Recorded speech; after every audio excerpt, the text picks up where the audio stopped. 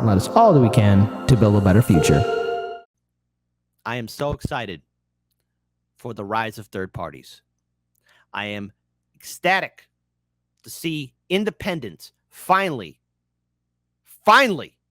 standing up. I am proud to say that now more than ever, people are identifying themselves as independents. And yes, I'm going to be very clear here. And I don't care if it triggers diehard Republican voters or diehard Democratic voters. I want to see the Green Party and, yes, the Libertarian Party succeed. Now, again, got to keep it real here. I don't see a scenario where the Greens or Libertarians can win the presidency. But what I can see, and this should be the potential main goal, all right? Obviously, you want to win. But the main goal for the Greens and Libertarians and anyone else that's running is to get the 15% in polling and above, and come election night to get above 7%, get it double digits, and dare I say it, I'll go that one step further, win one electoral college state. I know it's a high goal, but I personally think that it could potentially be done if enough people mobilize and actually want to support the rise of more parties in this country. It's long overdue that more voices stand out against the two-party neoliberal system. So, with that, on CNN, Dr. Cornel West gives a harsh criticism towards the Democratic Party. And let's be very clear here. And I'm calling out vote blue no matter who. It's easy to criticize the Republican lawmakers, but we should know what to expect. But constantly, how many times are you going to get screwed over by the Democrats? It's pretty pathetic. It's pretty sad. The Democrats have themselves to blame. The Democrats have themselves to blame for their failures. They're the ones that put themselves in a situation. And so long as you have people who are subservient and obedient to the DNC, nothing will fundamentally change. So I want to pull up this video. Dr. Cornel West calling out the Democratic Party. New reporting from CNN. The slow pace of President Biden's re-election campaign has caused some concern among some top Democrats and party donors. They were already a bit nervous because of the potential threat of a third-party candidate taking votes from Biden and potentially handing the election, they believe, to Donald Trump and therefore the keys to the White House for a second time. Joining me tonight is one of those third-party candidates, Dr. Cornel West. He is running for the Green Party's 2024 nomination. Good evening, Dr. West, and thank you for joining us here on The Source. I mean, what do you believe is your path to success? Well, first, I just want to congratulate you on your show this week, and it's a blessing to be on your show. You're straight out of Plattsville, Alabama, the home of Wilson Pickett. So we got two grand ones out of Plattsville. But no, I don't talk so much about success in the narrow sense. I'm just trying to bear witness, Sister Caitlin. I'm trying to bear witness to the love and encourage and integrity that Irene and Clifton and Shiloh Baptist Church Black Panther Party put into me when I was shaped to be able to tell the truth about poor and working people, because neither party wants to tell the truth about poor and working people. You keep track of these strikes, the Hollywood workers, keep track of the strikes of the Teamsters against UPS, keep track of the strikes at Amazon and see where both Democrats and Republicans come down. Keep track of the cluster bombs abroad. Keep track of the plight of Palestinians. Both Democrats and Republicans on one side, and then there's a few of us on the other doing what? Keeping alive the legacy of Martin Luther King Jr., Rabbi Abraham Joshua Heschel. I want to pause it right here because, again, Dr. Cornel West is calling out something that is very true here. And this is something that a lot of Republican voters and Democratic voters need to come to terms with. They're both parties are friends with each other. Now, yes, occasionally they do this little, back and forth fight that you would see on WWE or something like that. But it's all one big act. The Democratic Party and Republican Party are owned by Wall Street, big banks, the top 1%. I've said this before on the show. You, the average voter, do not have a seat at the table. And look at all of the horrific foreign and domestic policies that our politicians are putting upon us. I said this before. The Democratic and Republican lawmakers do not like you, they don't think about you, and they don't respect you. Dorothy Day and a host of others. So I'm just trying to speak the truth and pursue justice. I wish they would spend as much time focusing on the plight of poor and working people as they do focusing on the spoiler. I don't even like that category, since so many of folk who vote third party don't vote at all. What was it, 61%, I think, for Sister Jill, said they would not vote at all if they didn't vote for her. So I think the Democratic Party and the Republican parties, this corporate duopoly, they stand in the way of focusing on poor and working people, both here and abroad. And that's all I'm doing in this campaign. Part of a moment in a movement. I'm glad you brought up Jill Stein, because you know the counter argument here. Jill Stein's actually helping you with this run in 7 years. All right. We all know what Caitlin's going to say. We all know what Kat's going to say. That is, oh, Jill Stein cost Hillary Clinton the election. No. That's a no. That's not true at all. Clinton just ran a terrible, terrible campaign. Simple as that. Years ago, when she was the Green Party candidate, Hillary Clinton's world blamed her in part for that loss. And Democrats are worried you're going to play that role this time around. So what do you say to people, to Democrats who are worried you'll tip the election for Donald Trump? When I just say that, it's simply not true. I mean, I have great respect. I have great respect for my dear brother Ralph Nader. I have great respect for Sister Jill Stein. I have great respect for my dear brother Jamu Baraka. Meaning what? Meaning that the Democratic Party is so unsocratic as well. Now, again, I don't think Kat was ready for the truth bombs that Dr. Cornel West is about to drop about the Democratic Party. And again, look, folks, I know that many people were bombarded and bullied into voting for Biden in 2020. Well, Biden never delivered, okay? And third parties are not spoilers, okay? That's a terrible name. And so I encourage my libertarian viewers, my Green Party viewers, anyone that's independent, to push back and say, no, what you're saying is not factually true at all.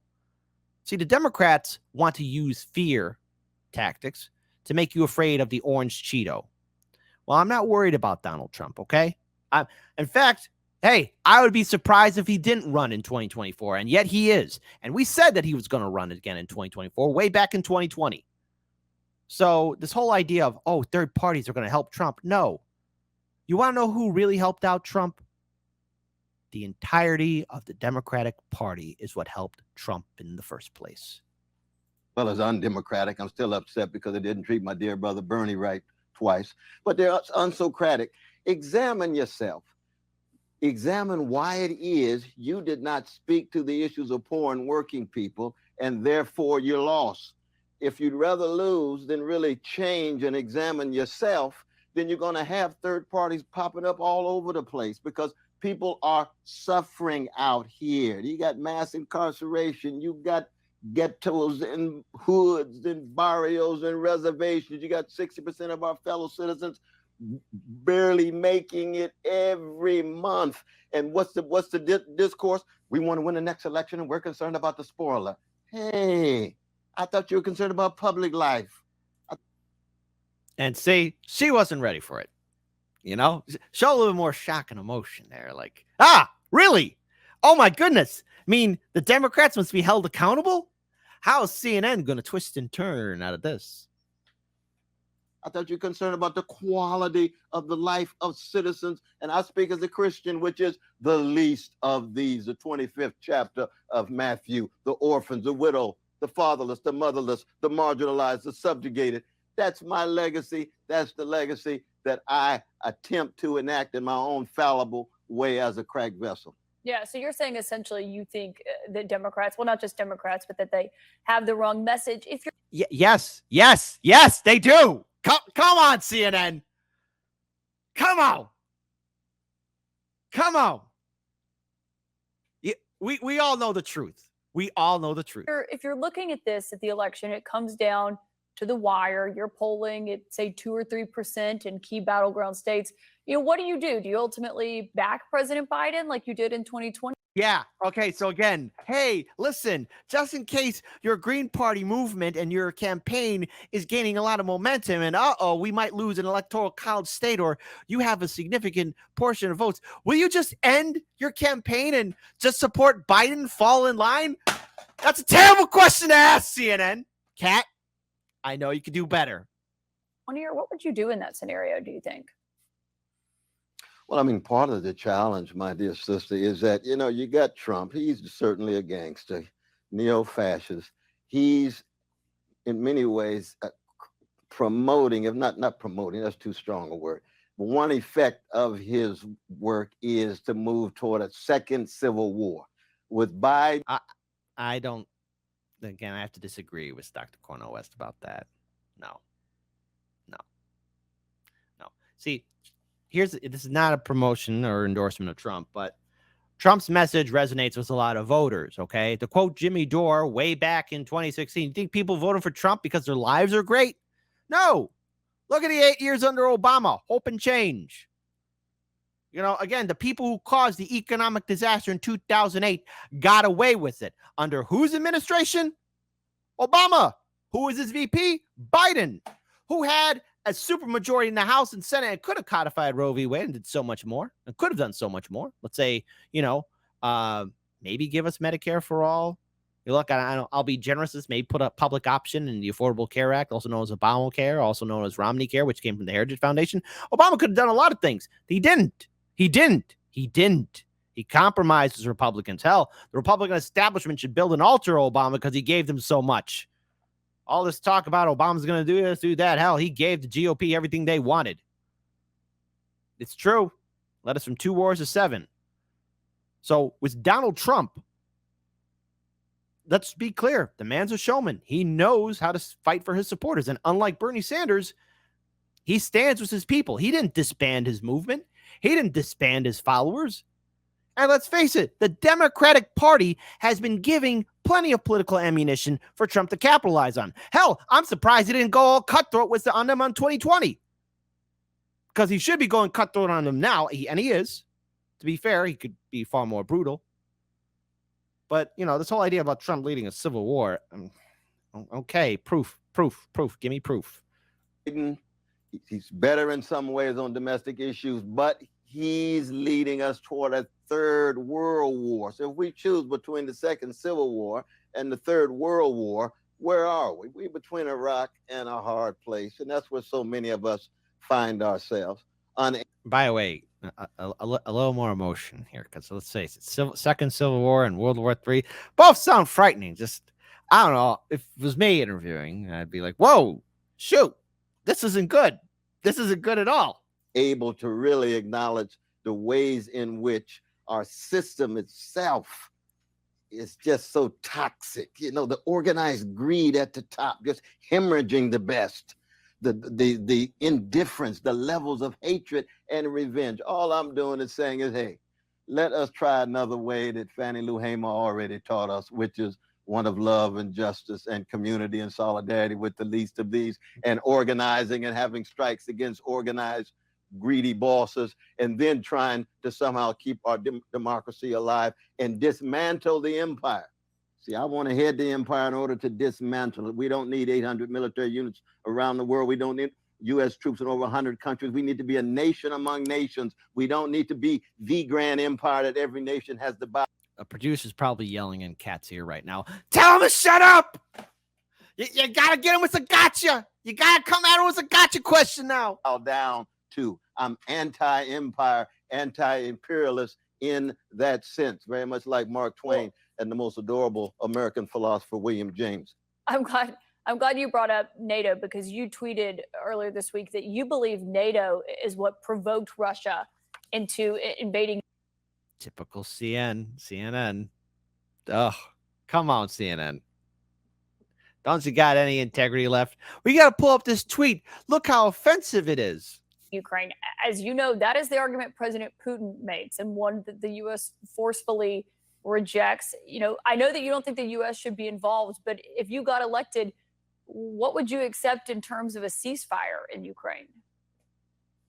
Well, I've got my map. First of all, real quick, I want to acknowledge something in the chat here too from Peter, who donated $4.99 here on YouTube. Thank you so much for the super chat. Start watching late. What do they mean taking votes away from Biden? You have to earn their vote. They frame it like you have to vote for Biden. Thank you for bringing that up, because I almost forgot to bring that up. But again, look, Democrats, you want me to support Biden? Okay, earn my vote. Earn it. Earn my trust. Earn my confidence. Oh, wait, you can't.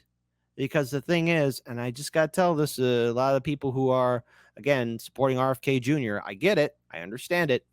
You better be documenting everything that takes place throughout the entire primary. And I hope that RFK Jr. goes all the way to the end, to the convention here in Chicago in 2024. But the DNC has already admitted that they are a private institution, number one. Number two, they can rig the primaries, and they did it not once but twice, 2016 and 2020. And then number three, even in the odd scenario that, let's say, somebody defeats the incumbent or whoever the neoliberal establishment pick is, the Democratic Party can say, we don't accept the results. So Democrats, with all this out there already, legal documentation and videos and so much more, I'm not going to waste my vote in participating in the Democratic primary. You have indicated that my vote is useless and that you don't want me. So because of that, I will also encourage my viewers to do the same thing too. Vote independent. Vote third party. I also encourage Republican voters to vote independent and third party. Break away from the two-party system. Earn our votes. I don't owe you nothing. Massive critiques of Putin, though, there's no doubt about it. But we're not talking about personalities here. We're talking about how the United States promised Gorbachev, towering statesman, that they would not move 1 inch toward Russia. And we end up right now 800 miles on the border of Russia. And we know how empires behave, Sister Caitlin. If Russia had missiles in Mexico and Canada, the United States government would probably blow them to smithereens, because that's how empires behave. We had the same challenge in Cuba in 1962. So what we end up with a criminal invasion. I know some of my left-wing comrades say, oh, it's an invasion. Criminal invasion, but a criminal invasion provoked by the expansion of NATO, which is an instrument of U.S. global power. And we have to be able to conceive of a world when we look at China, when we look at Russia, when we look at Ethiopia. And see, here's the thing. This is how you know CNN is struggling. She's like, I really can't counter an argument. Because again, everything that he's saying is true. Again, Russia was provoked too. Okay, let's face it. You just don't go ahead and pick a fight with a crazy person. You just don't do it. Ethiopia. When we look at Haiti, when we look at Brazil, we got to see precious human beings rather than these competitive nation states that are trying to devour more profits, more land, and more territory. Can we conceive of such a world? Can we pursue such a world? I think we have to. What's at stake? The destruction of the species, the destruction of the planet, the destruction of democracies as we know it. But so we're cutting against the grain, but always with a... Okay, so here you go. CNN, they have to push on the war message. The war message. Smile. Practically speaking, what would you accept in Ukraine? Like what? I mean, Trump claims he could fix it in 24 hours. What would?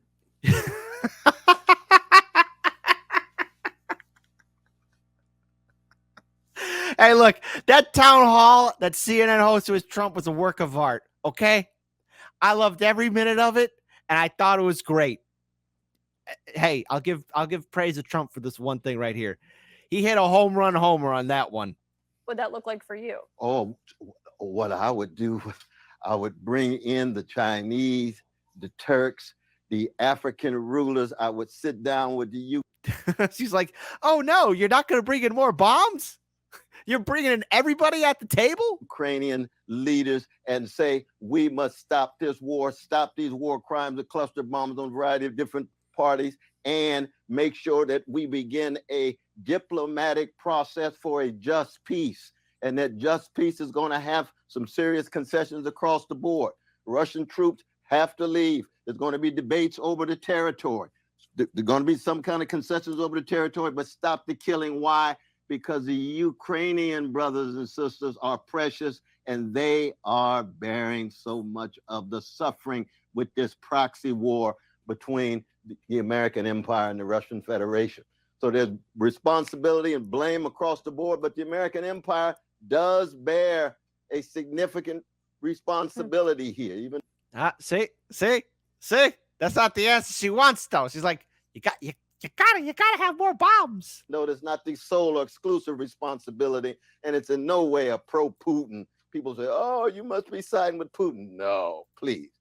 No, not at all. I'm trying to be morally consistent. I want to be a person that has some integrity and honesty and critique self-critique and critique of others in a spirit of fallibility. Okay, but you said serious concessions across the board. We'll have more questions on that next time we have you on. Dr. Cornel West, thank you for joining us here tonight. Thank you so much, my dear sister. Stay strong. There you go. All right. Got some emotion. Got some emotion there. So there you go. So what can we take away from this? First of all, powerful statements from Dr. Cornel West. Now, I don't agree with everything that he said there, especially about Trump leading a second civil war. That's a pretty bold statement. I'm going to invite him back on the show to ask him if he can elaborate a little bit more on that. But nonetheless, look, Democrats, you have to earn my vote, earn my support. And already you've proven it not once, but twice that I'm not really needed. So that's why I vote independent. That's why I vote third party. And I encourage my audience to be free thinkers and to, again, think for themselves. Because, again, the Democrats are already panicking. They're scared. They're frightened. They're like little children, so scared they don't know what to do. They don't know what to do. Case in point, shout out to Case Study QB. And I want to play this final video here. The Democrats are afraid. Biden supporters, well, they are apparently ready to hit the panic button. We have some new CNN reporting about growing concern among some Democrats who think the president's reelection campaign really needs to pick up the pace. CNN spoke to a half dozen. He's fundraising, CNN. Don't you get it? That's why you're hemorrhaging viewers.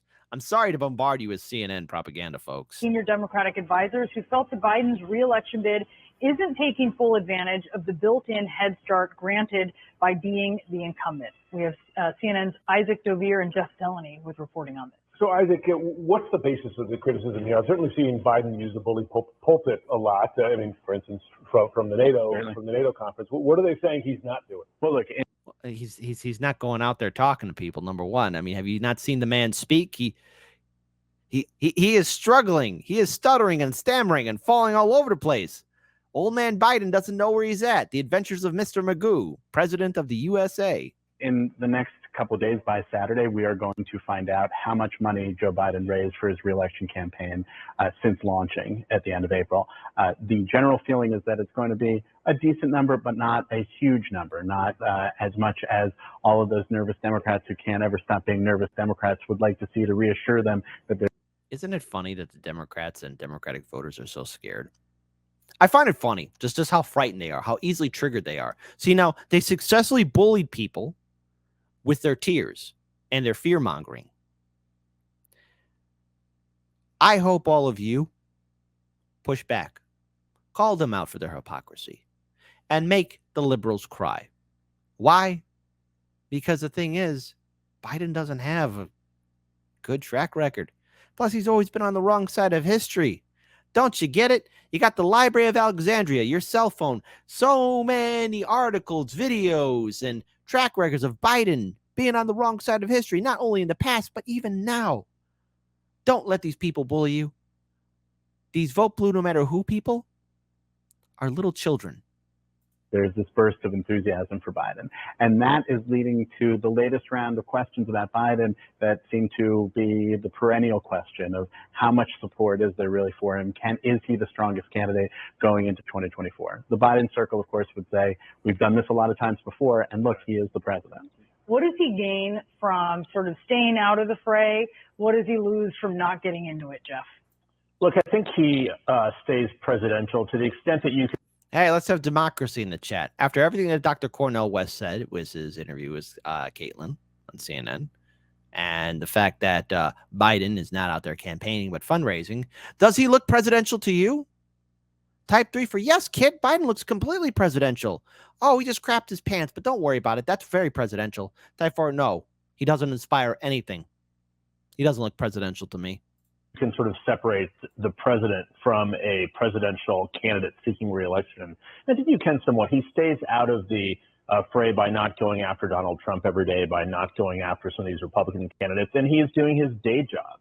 And his day job, as we've seen all week long, he's had some. His day job is eating ice cream and taking naps, okay? Big successes. What some Democrats that I've been speaking to are afraid that he's losing is the true power of the incumbency. He has the benefit of time. He doesn't have a serious primary challenge.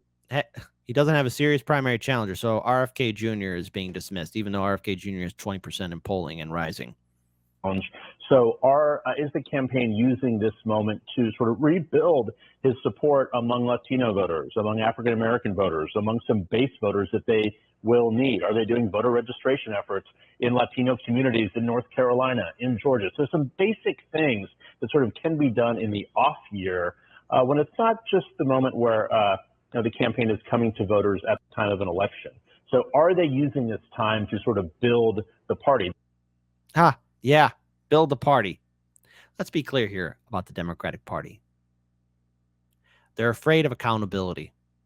They're afraid of being held responsible for their actions. And unfortunately, there are many people who still believe in the propaganda of the Democratic Party. And I encourage all of you to break away from it and think for yourselves. I am going to vote independent and third party in this 2024 election cycle, because I'm not going to waste my vote on Democrats or Republicans. This election cycle is going to intensify, so stay tuned to Hard Lens Media.